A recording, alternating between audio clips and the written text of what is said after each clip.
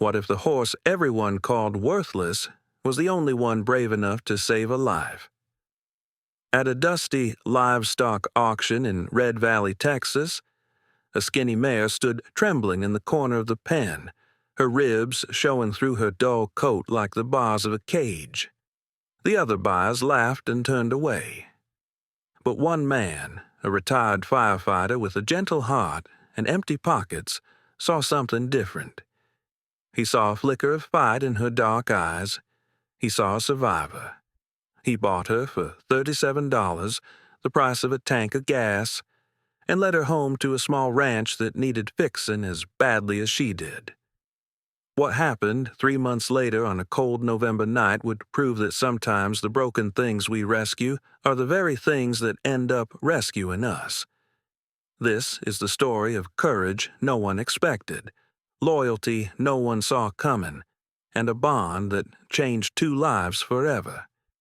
If you believe that every creature deserves a second chance, please hit that like button and subscribe to our channel.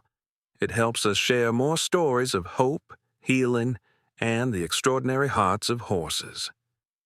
The November sky over Red Valley hung low and gray, pressing down on the earth like a lid on a pot about to boil. The wind carried the smell of distant rain and dry grass, cutting through the thin jackets of the people gathered at the county livestock auction. It was a Thursday, the kind of day when folks came to buy cattle for cheap, goats for clearing brush, maybe a decent horse if one showed up. The auction barn was old, its wood bleached silver by decades of sun, its metal roof rattling in the wind like loose teeth.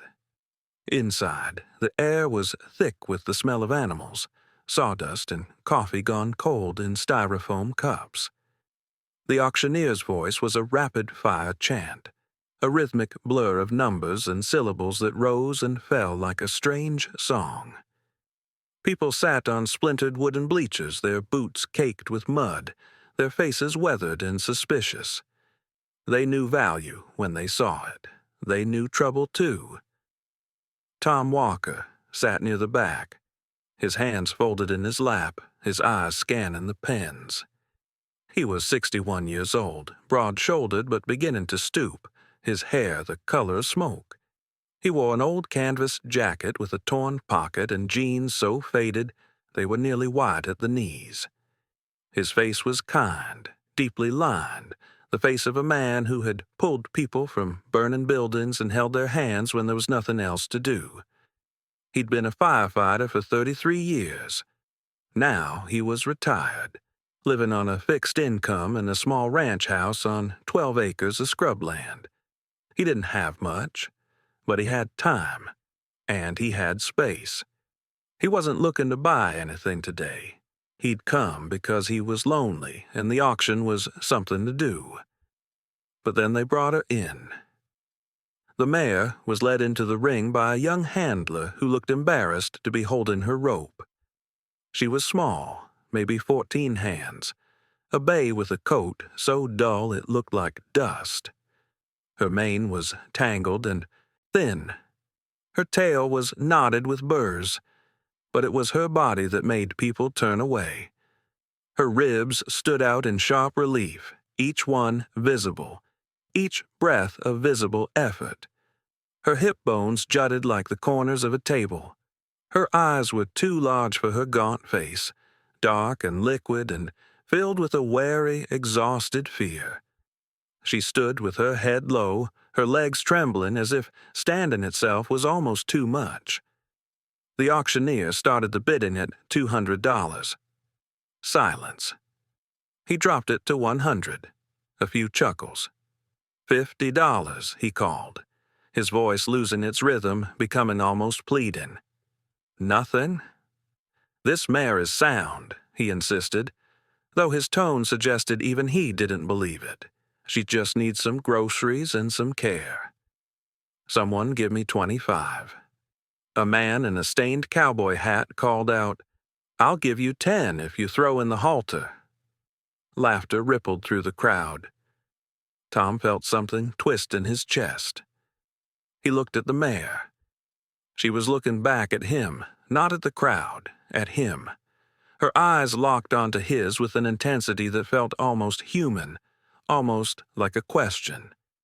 "Help me," those eyes seemed to say. "Please." Tom raised his hand. $37, he said, his voice rough and quiet. The auctioneer's gavel cracked down before anyone else could speak. "Sold to the gentleman in the back." Tom stood up, his knees protesting, and walked down to the ring. People were already moving on, already forgetting. But Tom wasn't forgetting. He took the lead rope from the handler and looked into the mare's eyes. "I don't know what I'm doing," he told her quietly. "But neither do you, I guess. We'll figure it out." The mare blinked slowly, and for just a moment her ears flicked forward. The drive home was slow and careful. Tom's truck was old, the kind that rattled and wheezed, and the horse trailer he'd borrowed from a neighbor was even older. He could hear the mare shifting nervously behind him, her hooves clattering on the worn rubber mat.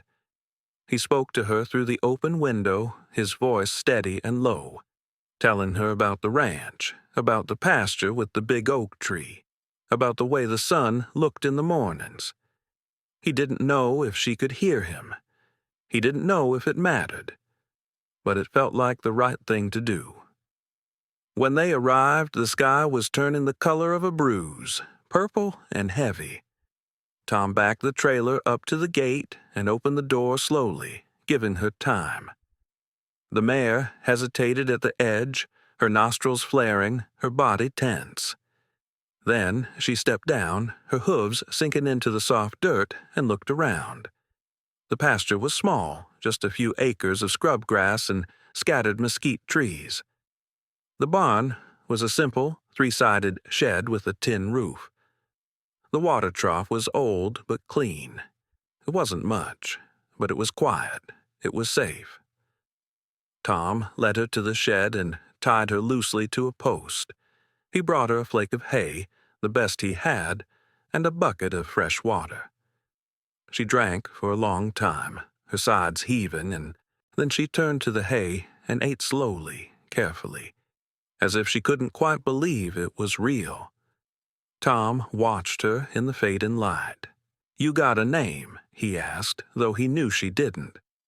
After a moment, he said, "I'm going to call you Ember, because you look like you've been through fire, but you're still burning." The mare lifted her head, a strand of hay hanging from her mouth, and looked at him. Tom smiled. It was the first time he'd smiled in weeks. The first month was hard. Ember was not an easy horse. She was skittish, fearful, defensive. When Tom tried to brush her, she flinched and pulled away. When he reached for her hooves, she kicked out, not with malice, but with panic. She had been hurt, that much was clear. Someone had taught her that hands meant pain, that ropes meant traps. Tom moved slowly, spoke softly, and never forced her. He fed her twice a day, good grass hay and a little bit of grain to help her gain weight. He cleaned her water trough every morning. He sat in the pasture on an overturned bucket and read old paperback novels aloud, just so she could get used to his voice. Gradually, bit by bit, she began to soften. Her coat started to shine. Her ribs became less visible. Her eyes lost some of their haunted look. She would stand near the fence when Tom came out, not close enough to touch, but close enough to watch. She began to follow him at a distance when he walked the fence line. One morning, nearly 6 weeks after he'd brought her home, Tom was sitting on his bucket reading when he felt warm breath on the back of his neck. He froze. Ember had walked up behind him, silent as smoke, and was sniffing his hair. "Easy, girl," he whispered. He didn't move. She lowered her head and rested her muzzle on his shoulder just for a moment, a gesture so gentle and trusting that Tom felt his eyes sting. "It's okay," he told her quietly. "You're safe now." and he meant it. He would keep her safe, no matter what. By the end of the second month, Ember was a different horse. She nickered when Tom came outside. She let him brush her without flinching. She would rest her head on his chest and close her eyes while he scratched behind her ears. Tom, who had lived alone since his wife passed 4 years ago, who had forgotten what it felt like to be needed, felt something old and broken inside him start to heal. Ember wasn't just a rescue. She was a companion. She was a friend. The call came on a cold Tuesday night in late November. Tom was sitting in his kitchen eating a bowl of chili and half watching a football game on the small television on the counter. The phone rang, the old landline he kept because cell service was spotty, and he almost didn't answer. But something made him pick it up. "Tom," a voice said, tight with fear. It was Jenny, his neighbor from 3 miles down the road. Her husband worked nights, and she lived alone with her 2 young kids. "Tom, I think someone's trying to break into my house." Tom was on his feet instantly. "Did you call the sheriff?" "I did," she said, her voice shaking. "They said they're 20 minutes out. There's a truck in my driveway. Someone's at my back door. I can hear them. Tom, I'm scared." "Lock yourself and the kids in the bathroom," Tom said, already grabbing his jacket. "I'm coming." He hung up and ran out the door.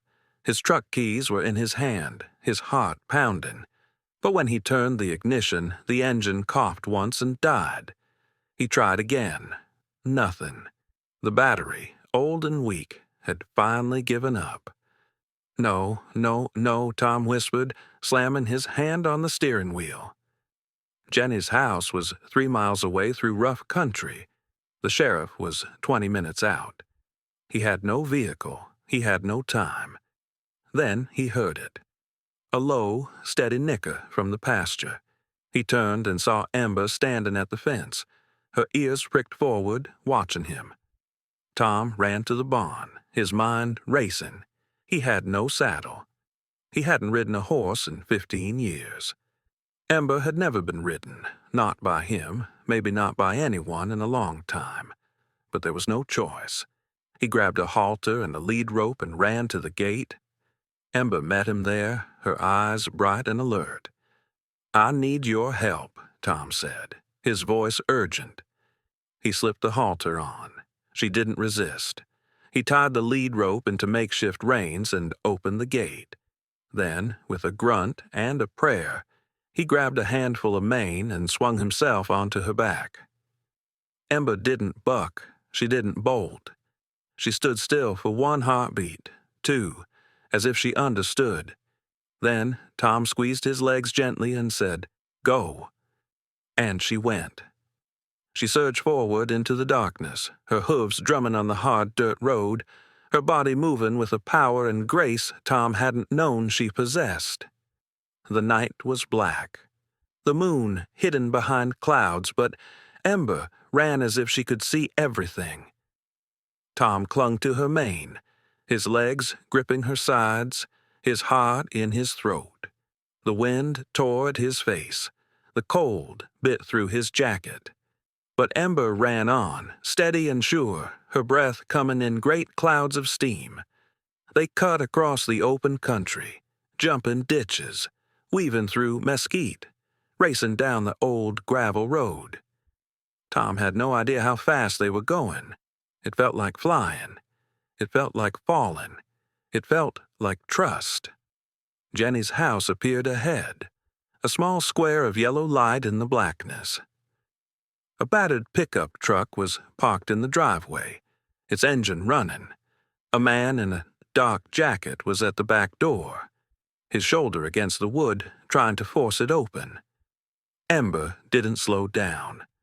She ran straight toward the house, her hooves pounding like thunder.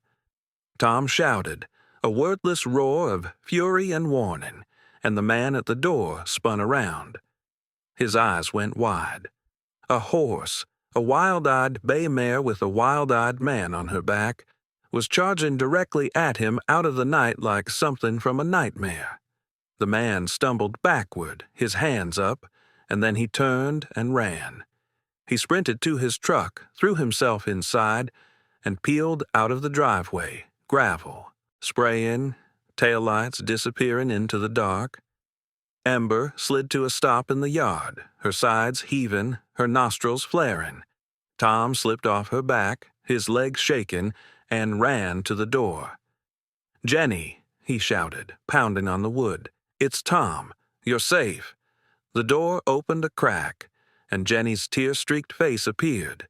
She saw Tom, saw the horse standing behind him like a guardian, and she started to cry. "Thank you," she sobbed. "Oh my God, thank you." The sheriff arrived 10 minutes later, lights flashing, and took a statement. Tom gave him the description of the truck and the man, though his hands were still shaking. Jenny hugged him so hard he thought his ribs might crack. The kids, 2 little boys with wide eyes, stood in the doorway and stared at Ember like she was a dragon. "Is that your horse?" the younger one whispered. "That's Ember," Tom said, his voice hoarse. "She saved us tonight." The deputy looked at the horse, at the sweat drying on her coat, at the way she stood calm and steady despite everything. "That's some horse," he said quietly. Tom nodded. He reached out and rested his hand on Ember's neck. She turned her head and nuzzled his shoulder, her breath warm and steady. "She is," Tom said. "She really is." They rode home slowly, the adrenaline fading, the night settling back into silence. Tom didn't ride on her back this time. He walked beside her, his hand on her neck, feeling the steady rhythm of her breathing. The moon finally broke through the clouds, casting everything in silver light. When they reached the pasture, Tom led Ember to the barn and gave her extra hay and fresh water. He brushed her gently, carefully, whispering thank you over and over again.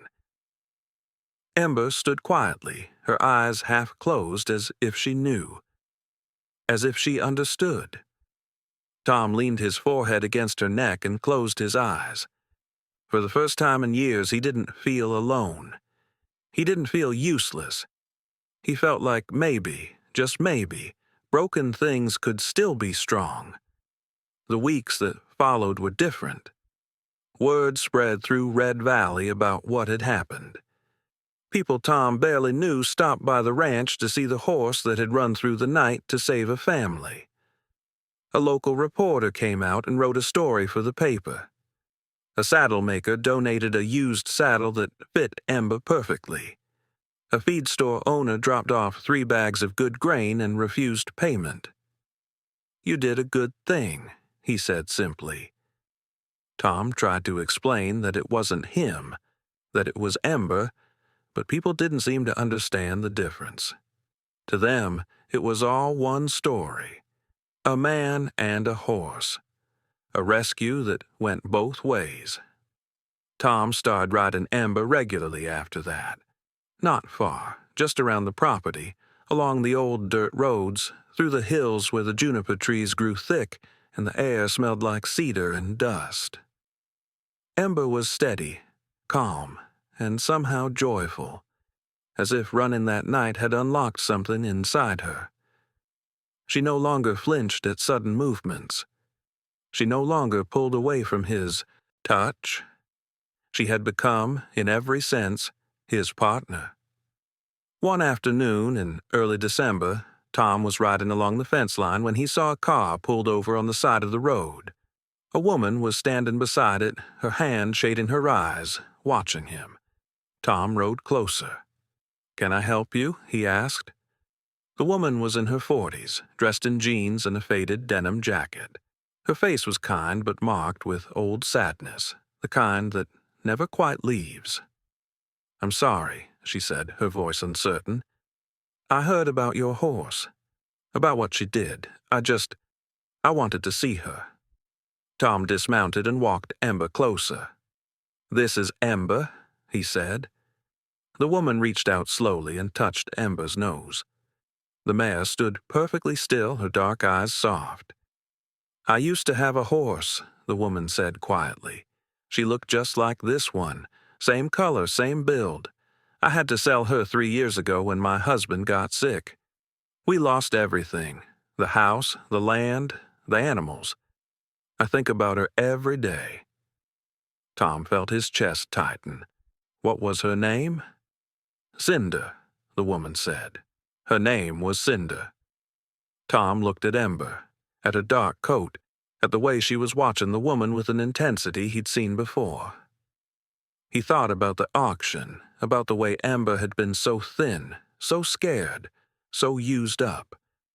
He thought about how no one had wanted her. "Where did you sell her?" Tom asked quietly. "At the livestock auction in Red Valley," the woman said. "About 3 years ago." For a long moment, no one spoke. The wind moved through the grass. The sky was vast and blue. Then Ember took a step forward and pressed her face into the woman's chest, a gesture of recognition, of memory, of forgiveness. The woman's eyes filled with tears. "Cinder," she whispered. "Oh, Cinder, is it really you?" Tom stepped back and let them have their moment. He watched the woman cry into Ember's mane, watched Ember stand perfectly still, her ears forward, her eyes closed. He felt something break open inside him, something painful and beautiful at the same time. After a while, the woman stepped back, wiping her eyes. "I can't believe it," she said. "I can't believe she's alive. I thought I'd never see her again." Tom cleared his throat. He felt like he was standing on the edge of something, a decision that would change everything. "She's a good horse," he said. "The best I've ever known." The woman nodded, her face crumpling. "I'm so glad she found you. I'm so glad she's okay." Tom looked at Ember, at the horse who had saved him as much as he'd saved her, at the horse who had run through the night without hesitation, who had trusted him completely. He thought about what it meant to love something, to let it go, to do the right thing even when it hurt. He took a breath. "Would you like to come visit her?" he asked. "Anytime you want. You can come ride her. You can come sit with her. She's part of your story, too." The woman looked at him, her eyes wide. "You mean that?" "I mean it," Tom said. The woman started crying again, but this time it was different. It was relief. It was gratitude. It was hope. She came to visit every week after that. She would spend hours in the pasture with Ember, brushing her, talking to her, just being near her. Tom would watch from the porch, drinking coffee, feeling a strange and wonderful sense of completeness. He had saved Ember. Ember had saved him. And now, together, they were helping someone else heal. It was a circle, he realized, a circle of second chances. Winter came to Red Valley with cold winds and gray skies. The grass turned brown and brittle. The mesquite trees stood bare and black against the horizon. But the ranch felt warm. It felt alive. Tom had started volunteering at a local therapeutic riding program, bringing Ember once a week to work with kids who had disabilities, with veterans who had PTSD, with people who needed healing. Ember was perfect for it.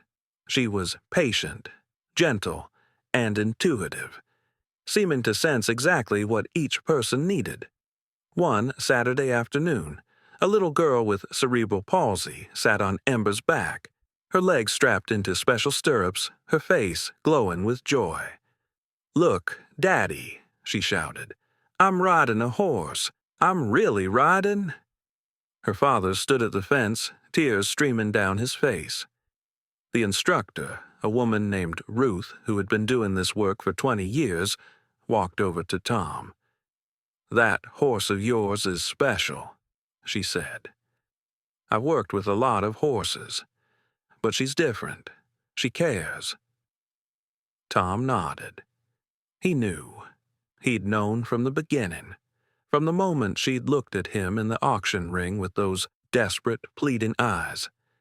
She just needed someone to believe in her, Tom said. Ruth smiled. "So did you," she said gently. Tom didn't answer, but he knew she was right. The months rolled on. Spring came, and with it the wildflowers, carpets of blue and yellow and red spreading across the hills. Ember grew strong and sleek, her coat shining like polished wood, her eyes bright and clear. Tom, who had once felt like his life was over, who had once felt like he had nothing left to give, found himself busier than he'd ever been. He trained other rescue horses. He mentored young people who wanted to learn about horsemanship. He became a fixture at the Therapeutic riding center, a quiet presence who understood that healing was not always loud or fast. One evening, as the sun set in a blaze of orange and gold, Tom sat on the porch with Ember standing nearby, her head resting on the fence rail. He thought about the day he'd bought her, about how everyone had laughed, about how she'd been worth only $37. He thought about the night they'd ridden through the darkness together, two broken things becoming whole. The local news came out to do a feature story on the Therapeutic riding program, and they interviewed Tom and Ruth. The reporter, a young woman with a bright smile and a microphone, asked Tom what he thought made Ember so special. Tom thought for a long time. The camera kept rolling. Finally, he said, "I think she knows what it's like to be forgotten, to be seen as worthless, and I think that makes her see other people, really see them, in a way most of us don't." The interviewer nodded. "And what about you?" she asked. "What did Ember teach you?" Tom looked at the mare, who was standing in the pasture with a little boy on her back, the boy's hands tangled in her mane, his face filled with wonder. "She taught me that you don't give up on something just because it's broken," Tom said. "You give it time, you give it love, and sometimes, if you're lucky, it gives you back more than you ever gave it." The interview aired on a Friday night. Tom didn't watch it. He was too busy, but people in town did. And the next week, 3 more people called asking if they could volunteer. A woman donated a new barn roof.